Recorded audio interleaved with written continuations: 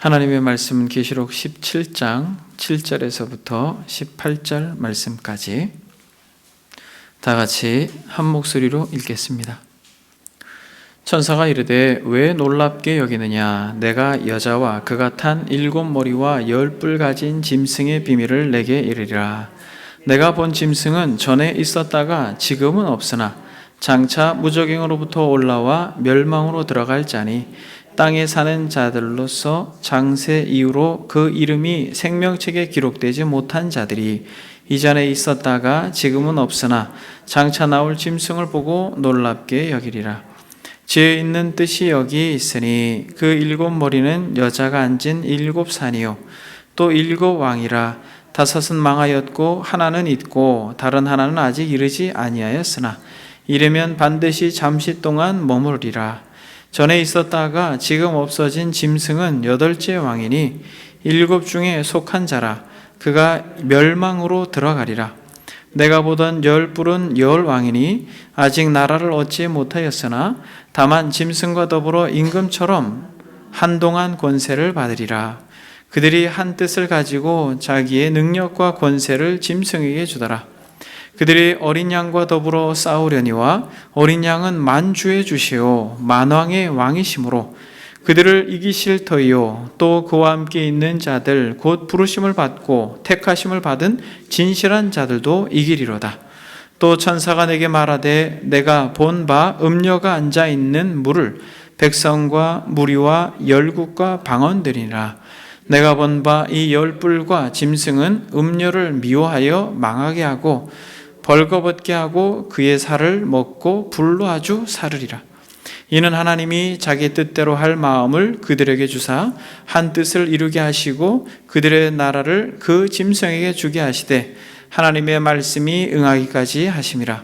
또 내가 본 그 여자는 땅의 왕들을 다스리는 큰 성이라 하더라. 지난 시간에 우리는 본문이 말하고 있는 음녀가 누구인지에 대하여 함께 말씀을 나누었습니다. 음녀가 누구라고 말씀을 드렸습니까? 18절에 보니까 요한계시록 17장 18절 또 내가 본 그 여자는 그 음녀는 땅의 왕들을 다스리는 큰 성이라 하더라 라고 말씀하고 있습니다. 여러분 지난 시간에 우리가 음녀가 누구인가 라고 살펴보면서 음녀가 누구라고 말했습니까? 바로 큰 성이다 라고 이야기했습니다. 그러면서 이 5절에 보면 음녀의 이름을 이 계시록이 기록하고 있습니다. 17장 5절에 보니까 그의 이마에 이름이 기록되었으니 비밀이라 큰 바벨론이라 땅의 음녀들과 가증한 것들의 어미라 하였더라 라고 말합니다. 그러니까 땅의 음녀들의 어머니이고 비밀스러운 것인데 이 음녀의 이름은 큰 바벨론이라는 것이에요. 그러니까 큰 성이고 근데 이 큰 성은 뭐라는 것이에요? 바벨론이라는 것입니다. 그러니까 큰 바벨론, 큰 성이 음녀라는 것이에요. 여러분 역사 속에서 바벨론은 어떤 나라였습니까? 역사 속에서 바벨론은 하나님을 무시하고 하나님의 백성을 괴롭혔던 대표적인 나라입니다. 그러나 이 역사 속의 바벨론은 페르시아 제국에게 멸망을 당했습니다. 이 큰 성 바벨론은 결국 이 계시록이 쓰여질 당시에 누구를 상징적으로 말하고 있는 것입니까? 바로 큰 성 바벨론과 같이 로마를 상징적으로 담아내고 있는 것입니다. 그러나 단순히 로마가 음녀다라고 볼 수는 없는 것이죠. 음녀를 대표하고 있지만은 로마도 바벨론과 같은 음녀인 것이에요.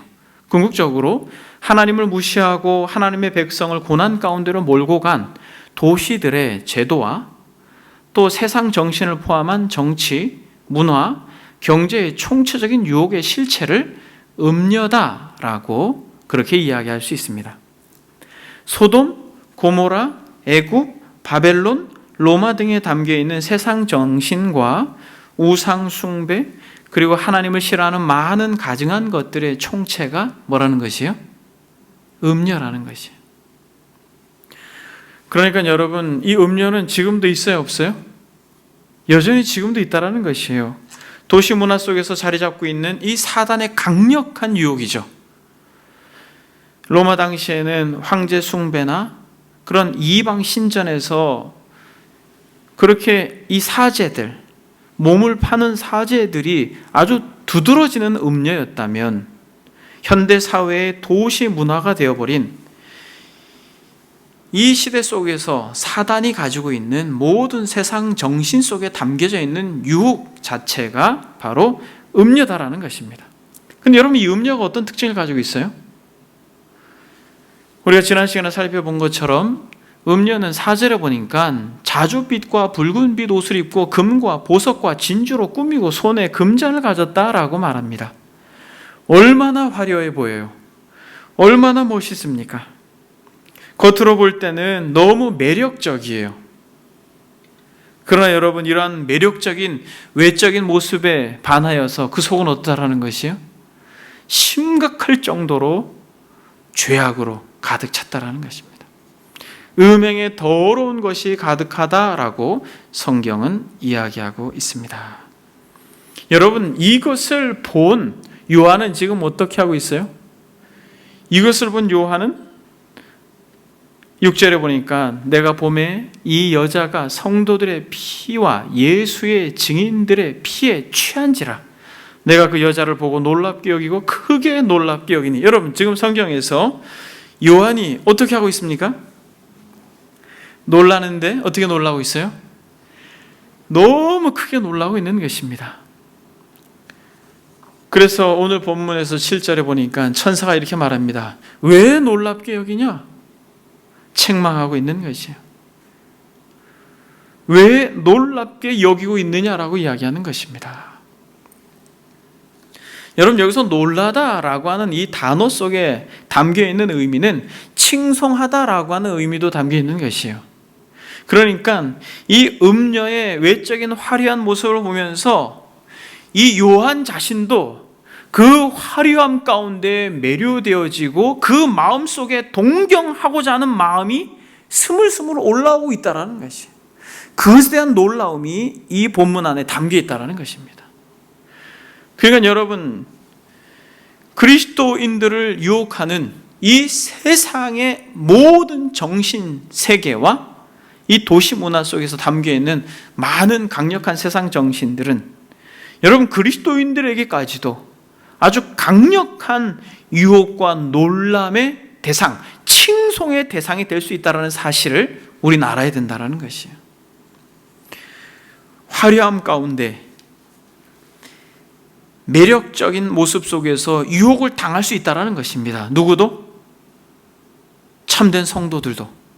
그래서 두아디라 교회의 여자 이세벨을 용납한 것을 주님은 책망하고 있습니다. 계시록 2장 20절에 보면 그러나 내가 책망할 일이 있노라. 자칭 선지자라 하는 여자 이세벨을 내가 용납함이니 그가 내 종들을 가르쳐 꿰어 행음하게 하고 우상의 제물을 먹게 하노도다라고 이야기합니다. 그러니까 이 이세벨이 이 음녀와 같은 행동을 했다라는 것이에요. 행음하게 하고 우상의 제물을 먹게 했다라는 것입니다. 황제를 숭배하게 할 뿐만 아니라 이방 신전에서 그렇게 제사를 드리게 했다라고 하는 것입니다. 이것이 어디에 있었어요? 두아디라 교회 안에 있었다라는 것입니다. 그래서 그리스도께서 책망한 것입니다. 그러니까 사랑하는 여러분, 요한이 여기서 놀라다라고 하는 것은 1차적으로 마음속에서 그 화려함 때문에, 그 아주 멋지고 반짝거리는 것 때문에, 그 매력 때문에 마음속에서 칭송하고자 하는 놀람이 그 안에 포함되어 있었다라는 것이에요. 그래서 천사가 이르되 왜 놀랍게 여기냐라고 말하는 것입니다. 여기에는 책망도 담겨 있는 것이에요. 근데 여러분, 이 놀람 가운데 또 다른 놀람이 있습니다. 어떤 놀람이에요? 이 성도들의 피로 취하여 있습니다. 여기서 취하다라고 하는 건 무엇이에요? 마치 술에 취한 것처럼 성도들을 그 괴롭힘으로 인하여서 그들의 고통으로 흘리는 피에 취해 있는 것입니다. 아주 막강하고 강력한 사단의 유혹과 도전 앞에서 이 요한은 또 놀라는데 단순히 칭송하는 어떤 의미로서의 놀람을 넘어서서 두려운 마음으로도 놀라고 있는 것입니다. 계속해서 역사의 진행 속에서 상상할 수 없는, 요한이 이 계시를 조명하여 보기 전까지는 이렇게까지 심각할 정도로 이 세상을 장악하고 있는 어떤 이 사단의 강력한 유혹과 도전이 이 계시가 조명되어지기 전에는 몰랐는데, 이 계시를 보고 이 여자의 화려함과 이 말할 수 없는 이 유혹의 도전을 직시했을 때에 놀라지 않을 수 없는 것입니다. 저와 여러분들도 정치, 경제, 문화, 또 스포츠라고 하는 사회 전반에서 하나님을 모르고 하나님을 없인 여기는 이 세상의 정신에 지배를 당할 수 있다는 것이에요.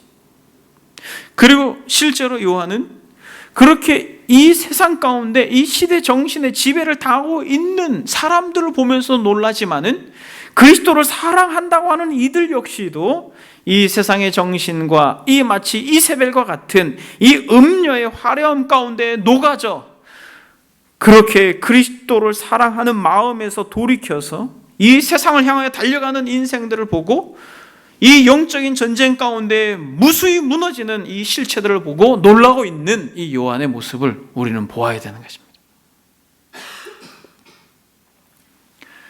사랑하는 여러분, 지금 저와 여러분들의 삶의 여정도 이러한 치열한 영적인 전쟁 가운데 있다는 걸 믿으십니까? 그래서 본문의 천사가 이렇게 말하는 것입니다. 여러분, 7절을 한번 다 같이 읽겠습니다. 7절 시작. 천사가 이르되 왜 놀랍게 여기느냐? 내가 여자와 그가 탄 7머리와 10뿔 가진 짐승의 비밀을 내게 이르리라. 그렇게 이야기하고 있습니다. 왜 놀랍게 여기냐라는 것이에요. 왜 이것 때문에 압도되어서 마음속에 복잡한 마음이 있느냐라고 말하는 것이에요. 사랑하는 여러분, 저와 여러분들이 세상을 살아가면서 많은 이런 반짝거리는 세상의 가치관으로 인하여 마음이 요란해지고 마음이 흔들리고 마음이 힘들어지고 어려운 때가 있지 않습니까? 지금 여러분이 천사의 음성을 여러분들이 들으시길 바랍니다. 비밀을 알게 되면 이것이 놀랄 일이 아니라는 것이에요. 마치 하나님을 모르는 이들이 그렇게 악행을 함으로 눈이 튀어나올 정도로 불을 누리면서 죽을 때에도 고통스럽지 않는 것과 같은 모습으로 시험이 들 뻔한 그러한 시인과 같이 저와 여러분들이 결국에는 그 악행으로 인하여서 종국이 어떻게 될지를 보게 되면 위로가 되는 것처럼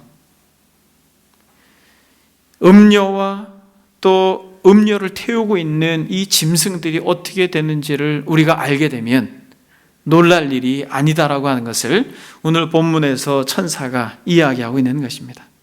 내가 여자와 그가 탄 7머리와 10뿔 가진 짐승의 비밀을 내게 이르리라. 그렇게 이야기하고 있습니다. 여러분, 천사가 비밀을 보여주겠다라고 말합니다.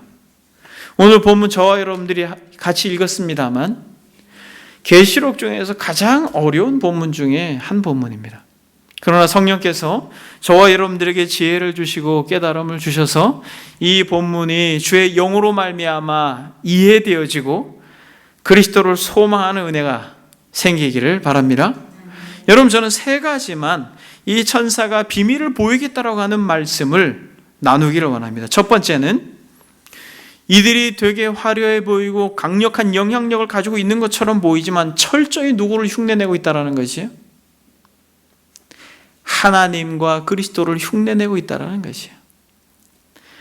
이렇게 음녀와 또 짐승들이 굉장히 강력한 조직을 가지고 있지만은 그리고 영향력을 행사하고 화려하게 보이고 많은 생명책에 기록되지 않는 인생들이 그렇게 놀랍게 여기고 경배하며 섬기는 그런 대상들이지만은 결국 이러한 모든 이 짐승과 음녀들은 누구를 흉내내고 있다는 것이요, 우리가 살펴본 것처럼 삼위일체를 흉내내고 있다는 것입니다. 오늘 본문도 마찬가지예요. 특히 하나님의 무엇을 흉내내고 있습니까? 본문에서 계속해서 반복하여 이야기하고 있습니다. 8절에 보니까 내가 본 짐승은 전에 있었다가 지금은 없으나 장차 무적행으로부터 올라와 멸망으로 들어갈 자니, 여러분 지금 무엇이 생각나세요? 이 표현 속에서 내가 본 짐승은 전에 있었다가 지금은 없으나 장차 무적행으로부터 올라와 멸망으로 들어갈 자니 라고 말합니다. 땅에 사는 자들로 창세 이후로 그 이름이 생명책에 기록되지 못한 자들이 이전에 있었다가 지금은 없으나 장차 나올 짐승을 보고 놀랍게 여기니라 라고 말합니다. 지금 오늘 본문에서 반복하여서 거듭 강조하고 있는 게 무엇이에요? 이전에 있었다가 지금은 없으나 장차 나올 짐승이라고 이야기하고 있습니다. 여러분 10절도 한번 보겠습니다. 또 7 왕이라 5은 망하였고 하나는 있고 다른 하나는 아직 이르지 아니하였으나 이르면 반드시 잠시 동안 머무르리라 라고 이야기하고 있습니다.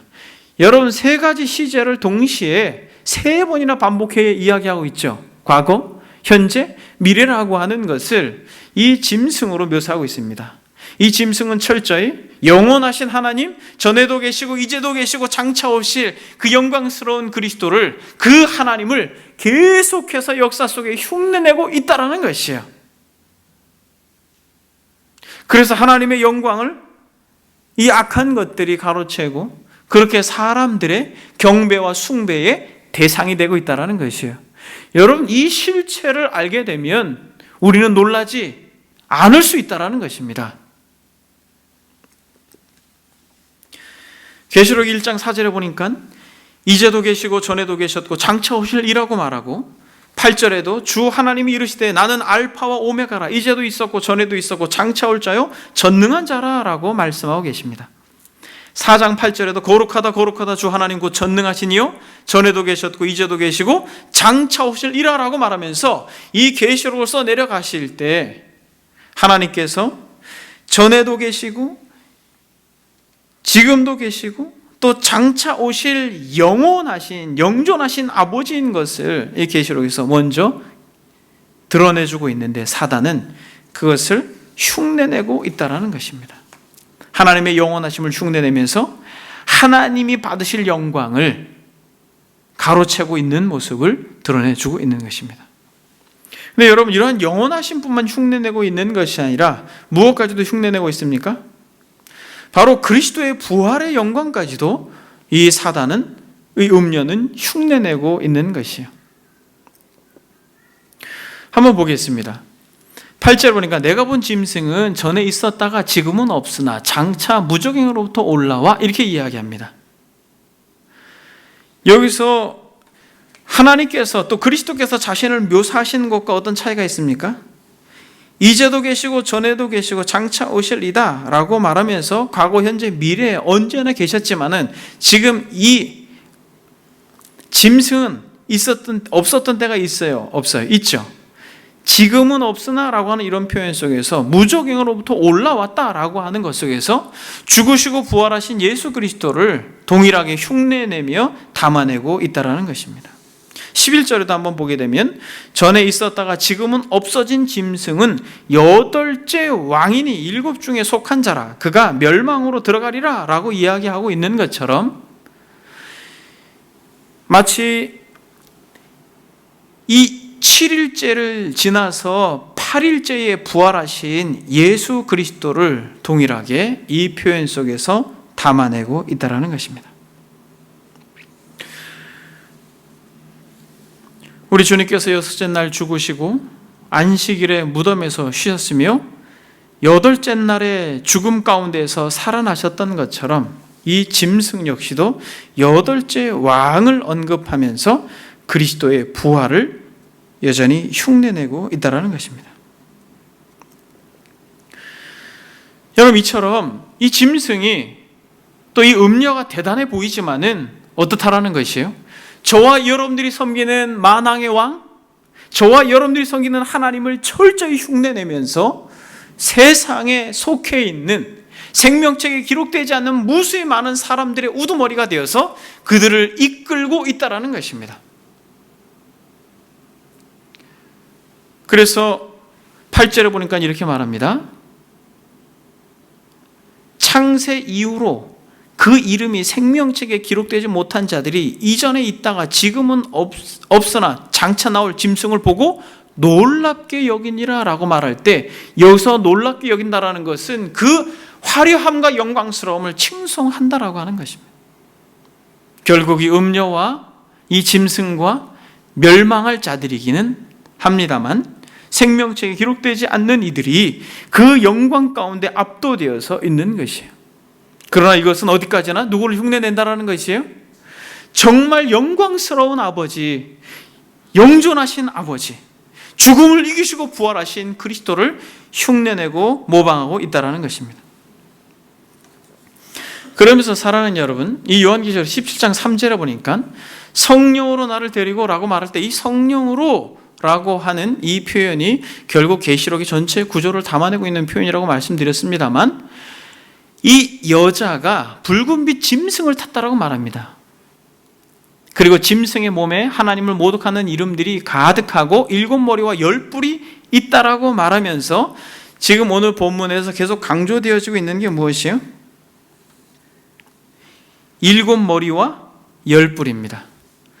여러분, 일찍이 13장을 여러분들과 함께 말씀을 나누면서 이 7머리와 10뿔이 무엇인지에 대하여 여러분들에게 말씀을 드린 바가 있습니다. 13장 1절을 한번 보게 되면, 내가 보니 바다에서 한 짐승이 나오는데 뿔이 10이요 머리가 7이라. 그 뿔에는 10왕관이 있고 그 머리에는 신성 모독하는 이름들이 있더라 라고 하는 말씀과 바로 이 요한 계시록 17장 3절의 말씀이 거의 동일합니다. 그러니까 동일한 짐승이요 또 동일한 음녀요 라고 하는 것을 우리가 볼 수 있는데, 여러분, 지금 이것은 성경학자들에게 있어서 지금까지도 논란이 되고 있는 것이에요. 도대체 7머리가 무엇인가? 그리고 10뿔이 무엇인가? 이것으로 상당히 많은 논란이 있습니다만, 우리가 본문에서 보게 되면 9절에 한번 여러분 같이 읽어보겠습니다. 시작. 지혜 있는 뜻이 여기에 있으니 그 7머리는 여자가 앉은 7산이요 라고 말하고 있습니다. 7머리는 여자가 앉은 7산이다 이렇게 이야기하고 있죠. 그래서 이 7산은 무엇인가? 지난 시간에 말씀드렸던 것처럼 고대 문헌에 이 7산이라고 하는 것을 7구릉, 이 구릉 위에 세워진 이 로마를 말한다라고 말씀을 드렸습니다. 그러므로 바빌론과 같은 이 큰 도시라고 하는 것을 우리가 알 수 있는데, 그래서 학자들은 여기서 이 7머리는 즉 이 로마의 황제다 그렇게 이야기해요. 그러나 또 다른 이 견해는 세계의 제국으로 해석하는 학자들도 있습니다. 근데 여기서 궁극적인 해석은 7왕은 소돔왕 같이, 바벨론의 이 왕과 같이, 로마의 황제들과 같이 하나님을 무시하고 하나님의 백성을 괴롭히는 절대 권력을 상징한다라고 볼 수 있는 것이에요.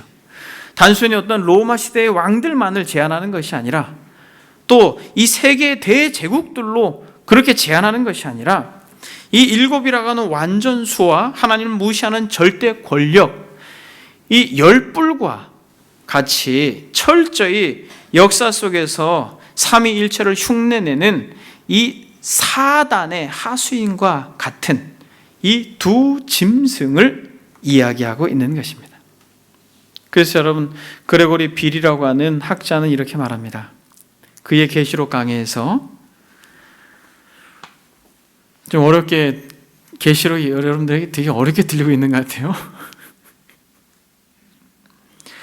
리처드 보컴은 11절에서 왕들의 수의 비유적인 성격을 강조하는 것은 평행적인 연속 두 수를 사용하여 완전히 문자적인 어떤 것이 아니라 상징적이거나 예증적인 어떤 것을 가리키는 단계적 수의 진술이라는 히브리어 관용어법에 해당한다고 올바르게 주장합니다. 그러니까 그레고리 빌이라고 하는 학자가 리처드 보컴의 해석을 옳다라고 이야기하는 것이죠. 이게 무엇이냐면 어떤 문자적 어떠한 내용이 아니라는 것이요. 로마의 무슨 왕이다. 뭐 이렇게 문자적으로 해석하기에는 좀 어렵다라는 것입니다.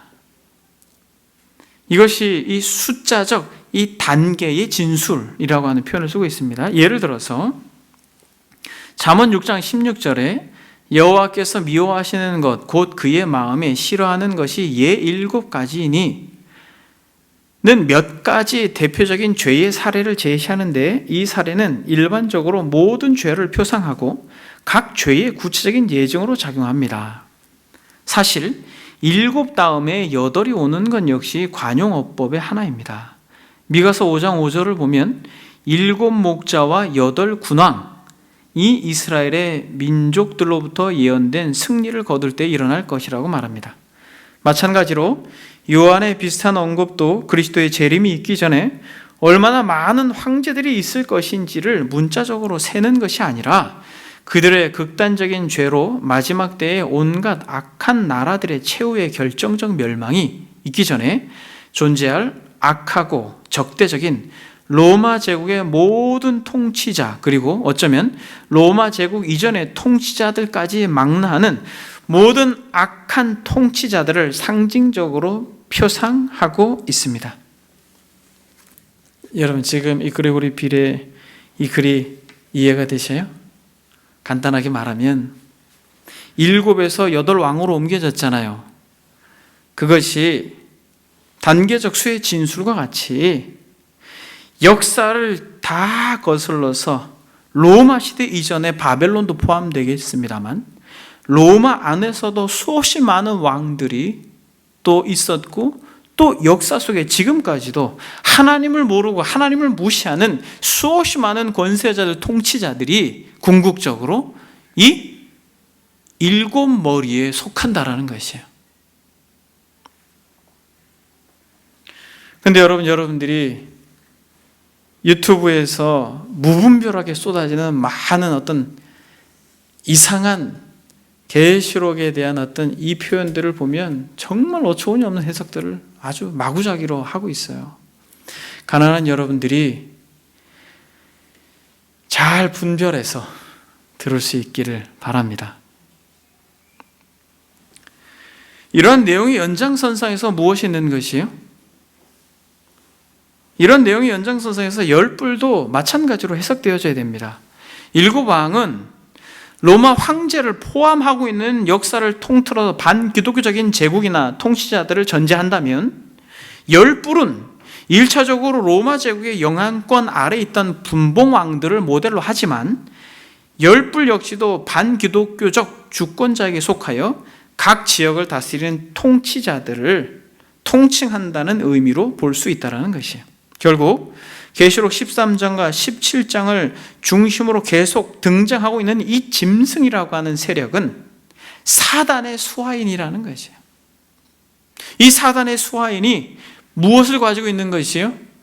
권세를 가지고 있는 것입니다. 권력을 가지고 있는 것이에요. 7머리와 같이 10뿔과 같이. 그래서 그리스도와 그리스도의 교회를 대적하는 반기독교적 통치자들이며 시대를 초월해서 계속적으로 등장하는 적 그리스도의 인물들이다 라고 말할 수 있는 것입니다. 그래 여러분, 제가 비밀을 3가지만 말씀한다고 했잖아요. 여러분, 이것이 첫 번째 비밀이에요. 이러한 어마어마한 조직을 가지고 역사 속에서 막강한 권력을 행사했던 그러한 음녀가 이 짐승을 타고 기독교인들을, 그리스도와 그리스도인들을 대적하고 박해하고 그렇게 강력하게 영향력을 행사하고 화려하게 역사 속에서 등장하지만은, 그러나 이렇게 화려하게 등장하지만 그 배후에 그리스도를 믿는 이들의 피로 취하여 만취하여 그렇게 아주 악랄하게 예수 믿는 자들을 괴롭혀서 역사가 그렇게 진행되어져 가고 있지만은 어떻다라는 것이에요? 다 역사의 주인이시고 전에도 계시고 지금도 계시고 장차 오실 누구를, 하나님과 그리스도를 뭐하고 있다는 것이에요? 모방하고 있다는 것이에요. 흉내내고 있다는 것이에요. 여러분, 이것이 비밀이라는 것입니다. 여러분, 위로가 되세요? 이 세상에 정말 화려하고 강력해 보이는 이 세력들이 결국 영광스러운 아버지와 그 나라를 모방하고 있다는 것이에요. 그리고 여러분, 이 계시록에서 말하고 있는 두 번째, 이 천사가 펼쳐 보여내주고 있는 것이 무엇입니까? 그것은 결국 이 바벨론이 뭐 한다라는 것이에요? 망한다라는 것입니다. 이런 8절에 보니까 뭐라고 말합니까? 무저갱으로부터 올라와 멸망으로 들어갈 자니라고 분명히 그들의 결국에 대하여 이야기하고 있습니다. 11절에도 이렇게 말합니다. 멸망으로 들어가리니 라고 이야기하고 있는 것이에요. 요한이 놀라고 또 많은 하나님을 모르는 이들이 감동하고 놀라고 그것에 압도되어서 숭배하고 있습니다만 결국 뭐 할 거라는 것이에요? 망할 거라는 것입니다. 여러분, 그렇게 화려해 보이는 하나님 없는 문화와 세상은 결국 망할 거라는 것이에요.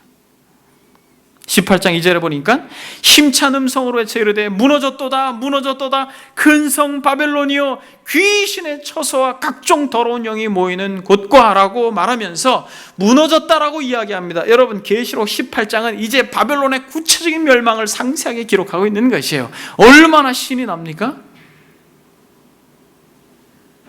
결국 망할 거라는 것입니다. 하나님을 무시하고 하나님을 멸시하며 하나님을 경외하며 그리스도를 따랐던 이들을 참으로 박해했던 이 세상 권세와 이 세상은 망한다라는 것이에요. 결국 세상은 망하게 돼 있다라는 것입니다. 여러분, 14절을 한번 보겠습니다. 그들이 어린 양과 더불어 싸우려니와 어린 양은 만주의 주시오 만왕의 왕이시므로 그들은 이기실 터이요 또 그와 함께 있는 자들 곧 부르심을 받고 택하심을 받은 진실한 자들도 어떻게 하리라? 이기리라. 여러분, 이길 것입니다. 여러분, 저와 여러분들도 이겼고 이길 것이에요. 전에도 계시고 지금도 계시고 장차 오실 이인 것처럼 우리는 이겼고 이기고 있고 이길 것입니다. 이것이 말씀하고 있는 것이에요. 여러분, 계시록 3장 21절을 보니까 라오디게아 교회에게 우리 주님께서 말씀하셨습니다. 이기는 그에게는 내가 내 보좌에 함께 앉게 하여 주기를. 내가 이기고 아버지 보좌에 함께 앉은 것과 같이 하리라. 사랑하는 여러분, 우리 주님께서 이기고 계신 것이 아니에요. 이기셨습니다. 십자가에서 죽으심으로 말미암아 사단의 머리를 박살내셨기 때문에 우리는 이긴 싸움을 하고 있는 것이에요. 그래서 그리스도께서 이기셔서 지금 어디 계세요? 보좌에 앉히셨습니다. 그래서 소아시아 7교회에 그 말할 수 없는 그리스도를 믿고 따라가는 인생들이 그 고난의 절망 가운데 좌절하고 포기하고 싶을 그때에 이렇게 위로하고 있는 것이에요. 이기는 그에게 내가 내 보좌에 함께 앉게 하겠다. 나는 이겼다. 그래서 아버지 보좌에 함께 앉아 있는데 나를 믿고 나와 함께 이 길을 가는 인생들에게, 결국 승리한 자들에게 나와 함께 보좌에 앉게 하겠다라고 말씀하고 있는 것입니다. 사랑하는 여러분, 그리스도께서 세상을 이기셨습니다. 내가 세상을 이겼다라고 말하면서 뭐라고 말합니까? 너희는 세상에서 담대하라라고 말씀합니다. 내가 세상을 이겼다고 말하고 세상에서 담대하라고 말해요. 여러분, 세상에서 예수님을 믿는데 세상이 만약 여러분들을 좋아한다면 그건 이상한 것이에요. 영적인 전쟁은 반드시 승리하게 되어 있습니다. 여러분, 우리는 영적인 전쟁 가운데 있는 것이에요. 여러분, 그런데 이 영적인 전쟁이 어떻게 승리되어지는지를 여러분 보면 놀랍습니다. 16절을 한번 보겠습니다. 내가 본 바 이 열불과 짐승은 음료를 미워하여 망하게 하고 벌거벗게 하고 그의 살을 먹고 불로 아주 사르리라. 여러분 보세요. 지금 어떤 일이 벌어지고 있습니까? 열불과 짐승은 음료를 미워한다라고 말합니다. 여러분 지금 이 계시록 17장에서 이 말씀이 있기 전까지 음료와 짐승은 어떤 관계였어요? 되게 우호적인 관계였어요. 음료는 누굴 타고? 짐승을 타고 세상을 장악하고 그리스도인들을 핍박했습니다. 근데 여러분 보십시오. 결국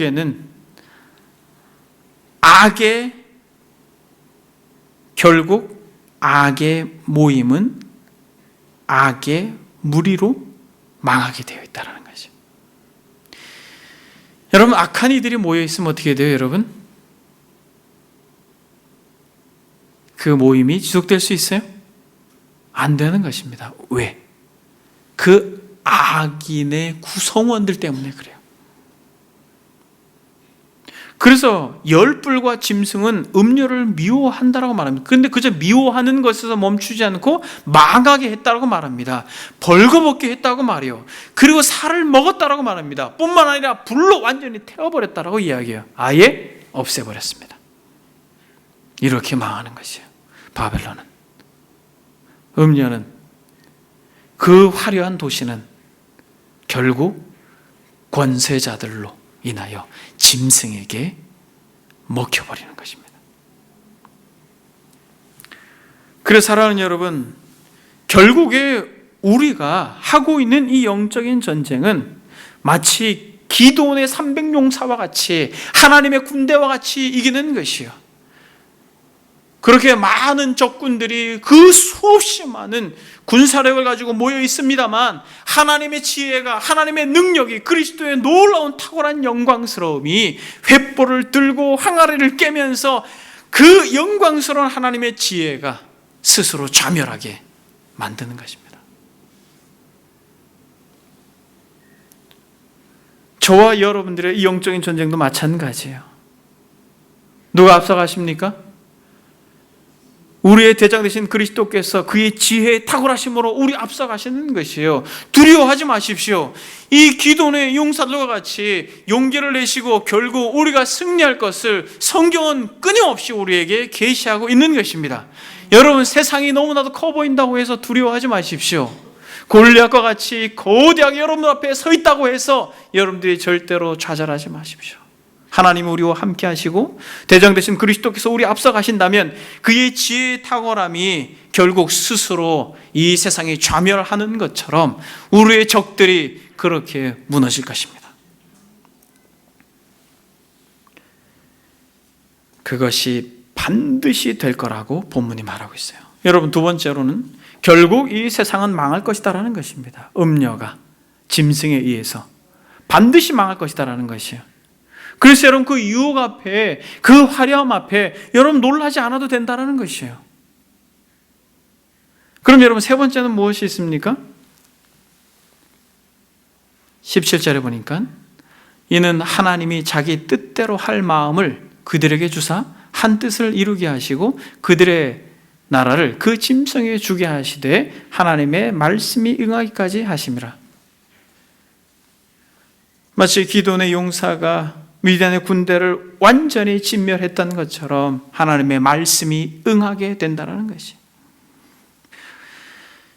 여러분 세 번째로 정말 이 놀라운 비밀을 지금 이 천사가 가르쳐주고 있는데 이것은 무엇이냐면 사랑하는 여러분 모든 것이 하나님의 주권에 달려있다는 것이. 하나님의 그 주인된 권세가 궁극적으로 영광스러운 하나님의 나라가 완성되어지고 결국 화려해 보였던 이 짐승의 나라, 이 음료의 이 화려한 그러한 큰 도시가 멸망하고 만다라는 것입니다. 결국 모든 것이 하나님의 주권적 통찰이 있다는 것이에요. 과거도, 현재도, 미래도. 저와 여러분들의 삶의 전 영역 속에 하나님의 주권적 통찰이 있다는 것을 믿기만 한다면 우리의 마음 속에 조금은 우리의 마음 속에 여유가 생길 것이에요. 우리가 걸어가는 이 여정 속에 여러분 때로는 좌절되어지고 어렵고 실망하고 오해가 되고 힘들 때마다 여러분 우리는 생각하는 것입니다. 하나님의 주권적 통치가 이런 전 역사에도 개입하지만은 이 교회 공동체뿐만 아니라 여러분들의 가정에서도 하나님의 주권적 통치가 임하고 있음을 믿습니다. 우리의 개인도 마찬가지예요. 저와 여러분들의 개인의 여정 속에 때로는 좌절되고 절망되어지고 연약함을 경험할 때라도 우리가 눈을 들어서 전능자를 보게 되면 창조의 그 기운으로 모든 만물들을 지탱하고 운행하시듯이 하나님의 주권적인 통치가 우리의 삶 가운데 놀랍게 역사됨을 믿습니다. 그래서 사랑하는 여러분, 한 시대에 최고의 왕이 이 오늘 하나님의 주권을 노래한다라는 걸 우리는 보게 돼요. 14절에 보게 되면 이런 고백이 있습니다. 만주의 주시오 만왕의 왕이심으로 그들을 이기실 터이요 라고 말합니다. 그렇죠? 하나님께서 진정한 왕이요 주권자요 통치자다라고 하는 걸 노래합니다. 이것은 다니엘서에 나와 있는 말씀을 인용한 것이에요. 오늘 본문이 원어적으로 보게 되면 다니엘서 4장을 여러분 한번 보겠습니다. 여러분 우리는 계시록을 살펴보면서 이 계시록이 어느 성경과 아주 밀접하게 연관되어 있다는 걸 우리는 알게 되었습니까? 다니엘서에 정말 많은 내용들이 담겨져 있다는 것을 우리는 지속하여서 살펴보았습니다만 여러분 오늘 본문도 마찬가지입니다. 다니엘서 4장에 보게 되면 누가 등장합니까? 바벨론 왕이 등장합니다. 바벨론 왕. 마치 큰 음녀와 같은 바벨론, 그 바벨론의 왕이 등장하고 있는 것이요. 그 이름은 느부갓네살입니다. 여기서 보게 되면 바로 37절에 그러므로 지금 나 느부갓네살은 하늘의 왕을 찬양하며 칭송하며 경배하노니 그의 일이 다 진실하고 그의 행하심이 의로우심으로 교만하게 행하는 자를 그가 능히 낮추시리라 이렇게 이야기합니다. 교만한 느부갓네살과 바벨론을 낮추신다라고 말씀하고 있는 것이에요.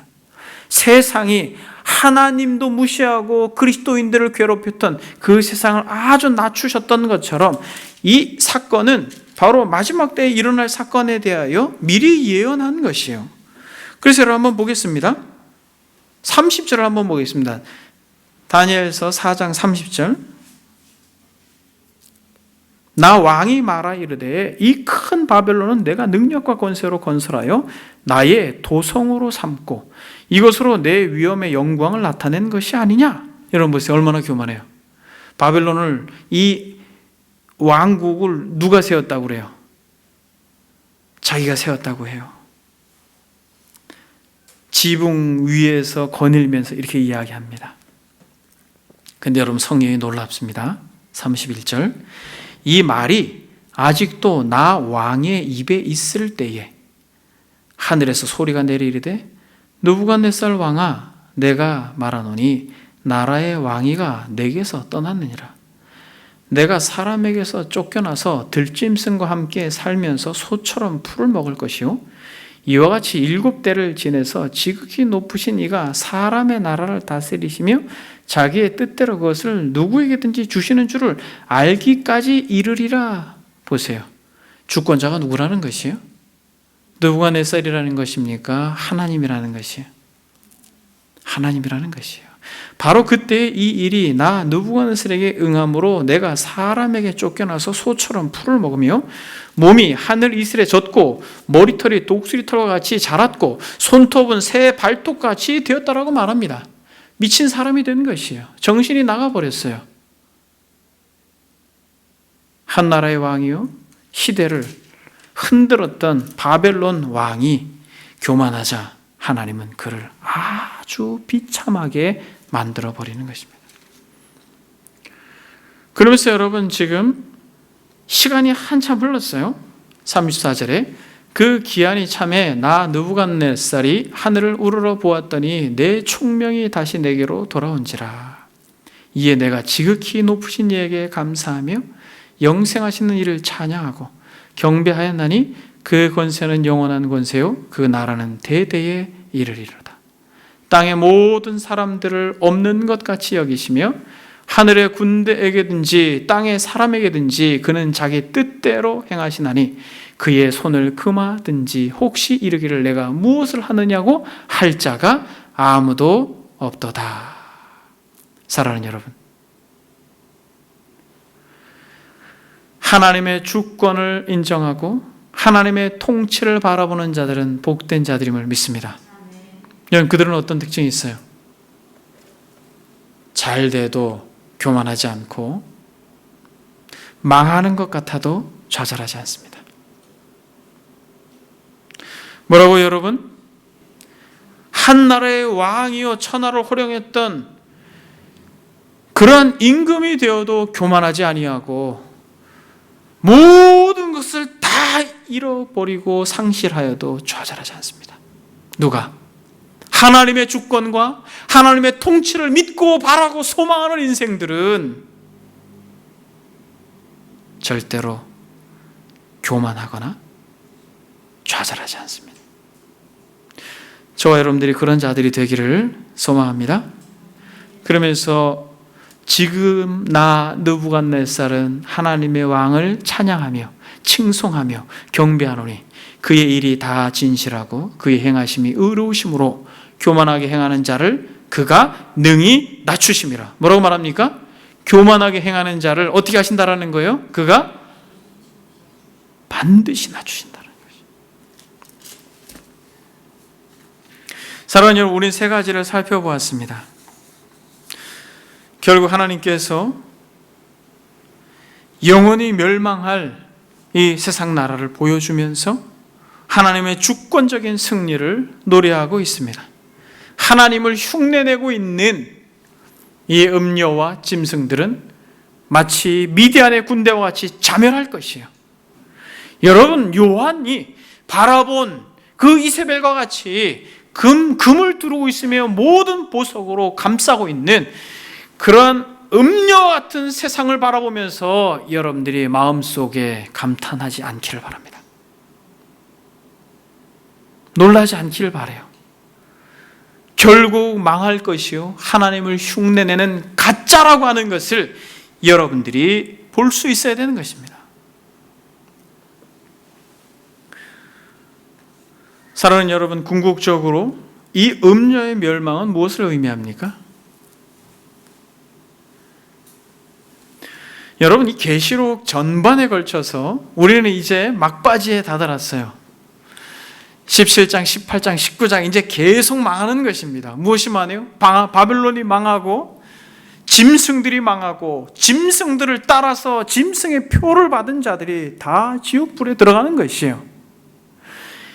여러분이 계시록에서 궁극적으로 말하는 것이 무엇이에요? 그것은 여러분, 창세 전에 택하신 생명책에 그 이름이 기록된 인생들을 끝까지 보호하시고 지키시고 살리시고자 하는 하나님의 열심이 계시록에 담겨 있다는 것이에요. 아브라함을 부르셔서 별을 보라 하고 열국의 아비가 될 것이다라고 말할 때 이 열국, 하나님께서 역사를 거쳐서 수없이 많은 사람들, 예수 그리스도를 주라 고백하는 이들을 정말 모시기 위해서 하나님의 열심이 멈추지 않는다는 것이에요. 이것이 계시록이 가지고 있는 핵심인 것입니다. 다시 말하면 하나님께서 저와 여러분들을 어떻게 하신다는 거예요? 이렇게까지 사랑하신다는 거죠. 세상을 뒤집어 푸면서까지 나의 백성, 나의 사랑하는 아들, 딸들을 어떻게 하시겠다는 것이에요? 견고하게 세우고 지키고 그 새하늘과 새 땅까지 어떻게 하겠다는 거예요? 인도해서 가시겠다라고 하는 것입니다. 여러분, 그래서 이 계시록의 말씀은 소망의 말씀이에요. 여러분들이 어렵게 들리겠습니다만 여러분이 계시록의 말씀이 얼마나 우리에게 소망이 되고 정말 그리스도를 믿고 그리스도를 따르는 이들에게 얼마나 위로가 되는 말씀인지 우리는 알아야 될 것입니다. 그래서 계시록 21장 3절에 보니까 새 예루살렘을 이야기합니다. 큰 도성은 망하는 것이에요. 큰 바벨론은 망하는 것입니다. 그러나 새 하늘과 새 땅, 새 예루살렘, 거룩한 예루살렘 가운데 마치 신부가 남편을 위해 단장과 같은 그 예루살렘에 하나님께서 저와 여러분들을 모으시는 것입니다. 내가 들으니 보좌에서 큰 음성이 나서 이르되 보라, 하나님의 장막이 사람들과 함께 있음에 하나님이 그들과 함께 계시니라. 그들이 하나님의 백성이 되고 하나님은 친히 그들과 함께 계신다라고 말합니다. 애굽에 종살이하던 이스라엘 백성들을 출애굽시키면서 광야로 보내라고 말씀하시면서 나의 백성들이 나를 예배할 것이다라고 이야기했던 것처럼 우리는 새 예루살렘에서 누구를? 하나님을 어떻게 할 것이에요? 온전히 예배할 것입니다. 사랑하는 여러분, 하나님의 말씀이 전해지고 하나님의 말씀을 듣고 이 말씀 때문에 소망이 되고 이 예배 중에 하나님을 더욱 알아가고 예배에 감격이 있어서 삶의 예배를 이 세상 속에서 밀려가지 아니하고 연어처럼 끊임없이 하나님을 향하여서 그의 나라를 소망하며 그렇게 살아내는 예배가 정말 살아있는 이들이 이 새 예루살렘에 가서 그 나라에서 하나님을 예배할 줄 믿습니다. 여러분들은 한 번도 빠지지 않고 예배에 나오시는 분들인데 여러분들이 새하늘과 새 땅의 주인공입니다. 여러분 이건 확실해요. 예배를 사모하는 이들은, 예배에 감격이 있는 이들은, 그 말씀을 소망하는 이들은 여러분 보십시오. 영광스러운 나라에서 하나님이 자기를 계시하실 때 이렇게 간헐적으로 무지한 어떤 그런 설교자의 말씀의 해석이 아니라 마치 구리거울로 보는 것 같지 아니하고 얼굴과 얼굴을 대면하는 것 같은 그 영광스러운 나라에서 그분의 그 풍성함과 영광을 독대할 때 얼마나 감격스럽겠습니까? 그러나 하나님께서 그 감격을 어디서 허락하셨어요? 비록 제한되고 너무나도 부족하고 턱없이 불완전하지만 이 지상의 예배라고 하는 이 현장 속에서 그것을 경험하고 맛보게 하셨다라는 것이에요. 적어도 여러분들은 그 소망을 가지고 전에도 그러셨던 것처럼 앞으로도 이 자리를 사명처럼 지킬 수 있는 복된 인생들이 되기를 소망합니다. 그러면서 뭐라고 말합니까? 4절 한번 보겠습니다. 21장 4절. 모든 눈물을 그 눈에서 닦아주시니 다시는 사망이 없고 21장 4절. 애통하는 것이나 곡하는 것이나 아픈 것이 다시 있지 아니하리니 처음 것들이 다 지나갔음이라라. 그리고 여러분 뭐라고 말합니까? 6절에 보니까 내게 말씀하시되 이루었도다. 나는 알파와 오메가요 처음과 마지막이라. 전에도 있었고 지금도 계시고 장차 오실 이라고 말씀하고 있습니다. 생명수 샘물을 목마른 자에게 값없이 주리니 이기는 자는 이것들을 상속으로 받으리라. 나는 그의 하나님이 되고 그는 내 아들이 되리라. 사랑하는 여러분, 여러분들은 하나님의 아들이 되고 하나님은 여러분들의 진짜 아버지가 되시는 거지.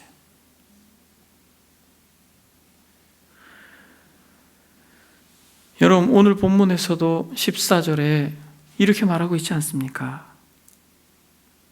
그와 함께 있는 자들, 곧 부르심을 받고 택하심을 받은 진실한 자들도 이길 것이다.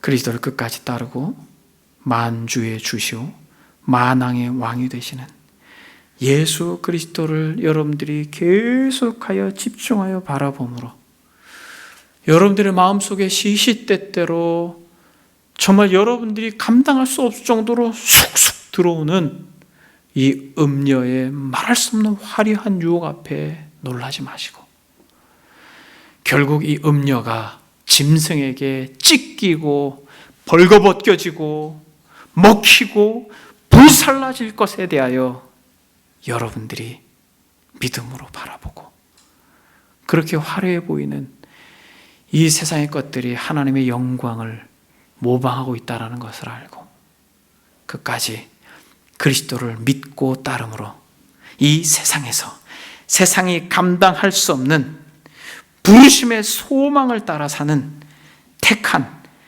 이기는 참된 성도들이 되기를 소망합니다. 기도하겠습니다.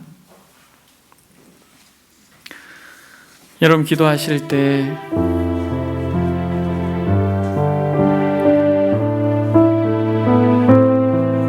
혹시 여러분 어떤 세상의 것들로 인하여서 좌절하고 절망 가운데 있는 분이 계십니까?